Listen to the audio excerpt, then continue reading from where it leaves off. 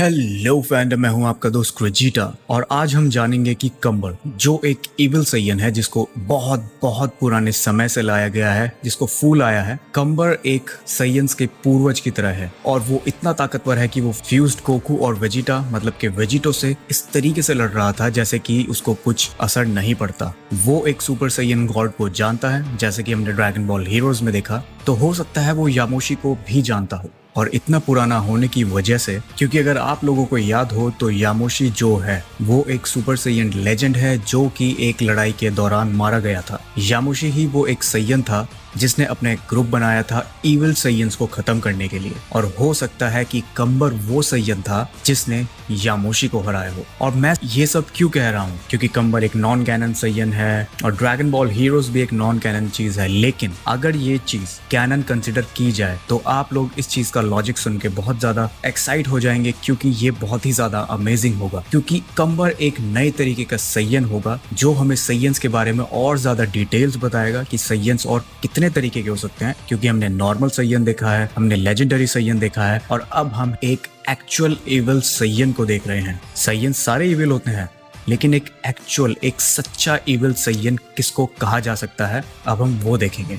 क्योंकि उसकी ऑरा इतनी ज्यादा कमाल की है, उसको फू अपने प्लान में यूज कर रहा है हर किसी को पावर अप करने के लिए, और उसकी सिर्फ ऑरा का इस्तेमाल करके ही बोजैक जैसे बहुत ही कमजोर फाइटर्स जो सुपर सैयन 2 के लेवल के हुआ करते थे, वो अब सुपर सैयन गॉड ब्लू से लड़ पा रहे हैं। तो चलो इस कहानी को थोड़ा सा समझने की कोशिश करते हैं।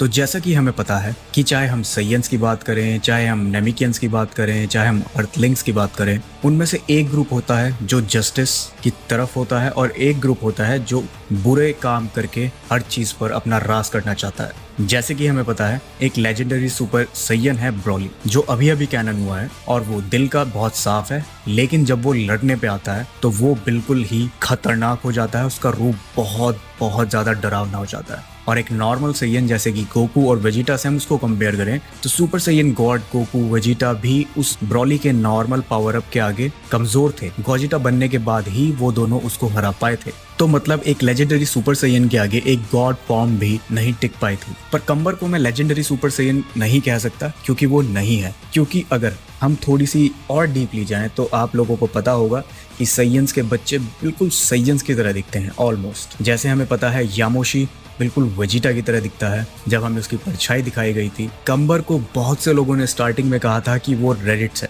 और रेडिट्स बारडॉक और गोकू की फैमिली का हिस्सा है। तो यह भी हो सकता है कि कंबर या तो बारडॉक का फादर हो सकता है, या फिर ग्रैंडफादर, या उससे भी कहीं पुराना कुछ भी रिलेशनशिप हो सकती है। और ब्रॉली एक अलग ही तरीके का लेजेंडरी सुपर सैयन है जो कि अपने फादर से तो नहीं मिलता, लेकिन हो सकता है कि वो अपने ग्रैंडफादर से मिलता हो। तो अब इन सब चीजों का क्या लॉजिक है?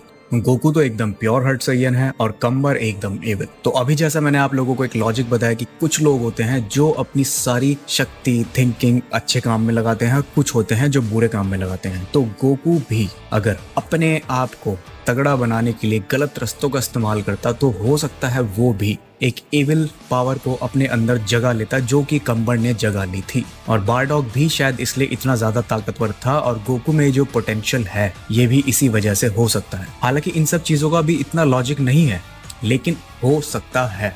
इस चीज को आप लोग माइंड में रखना। और इसका लॉजिक सिर्फ इतना सा है क्योंकि अभी नहीं तो बाद में हमें कंबर के बारे में श्योर कुछ ना कुछ पता लगेगा कि उसका सैयन से कैसे कनेक्शन था और वो कौन सी टाइमलाइन से आया है, और एग्जैक्टली वो कौन है। उसके मुंह पे जो मास्क लगाया है उसको लगाने का बहुत बड़ा रीजन है, जिसे धीरे धीरे रिवील किया जाएगा, बताया जाएगा। तो आप लोग अभी धीरज बनाए रखना, आप लोग कंफ्यूज मत होना।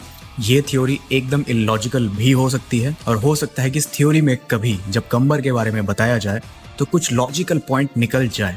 लेकिन बस ये मेरा एक पॉइंट ऑफ व्यू था इस चीज को देखने के लिए। आपका पॉइंट ऑफ व्यू क्या हो सकता है, आप इससे बिल्कुल डिसएग्री कर सकते हो, कोई इशू नहीं है। लेकिन अगर कंबर का कनेक्शन हुआ तो आपके अकॉर्डिंग कंबर का कनेक्शन बाकी सैयन्स के साथ किस तरीके से होगा, तो वो कमेंट सेक्शन में मुझे जरूर बताइएगा। आजकल आप लोग बड़ा अच्छा रिस्पॉन्स दे रहे हो, तो चलिए आशा करता हूँ आप लोगों को ये वीडियो पसंद आई होगी।